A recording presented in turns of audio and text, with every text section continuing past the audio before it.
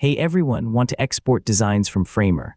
Whether you need images, assets, code, or want to publish your finished website, Framer offers several export options depending on your project.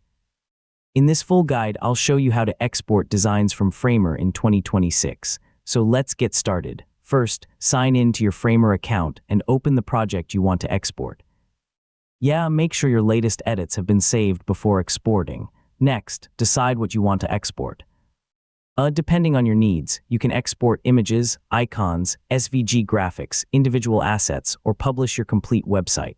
Some export options may vary depending on your Framer plan. Select the element you want to export, then choose the appropriate file format, such as PNG, JPG, SVG, or PDF if available for that asset.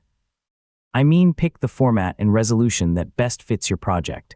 If your goal is to share a live website instead of individual assets, click Publish. Framer will generate a live website that you can access through a Framer domain or your connected custom domain. After exporting, open your downloaded files or visit your published website to make sure everything looks correct. Check image quality, typography, spacing, and responsiveness before sharing your work. If you notice anything that needs improvement, simply return to the Framer editor, make your changes, and export or publish again. You can update your design whenever you need. To get the best results, export high-resolution assets when needed, use SVG for scalable graphics, preview your website before publishing, and organize your project files for easier updates. Taking a few extra minutes to review everything can save time later. And that's how to export designs from Framer in 2026.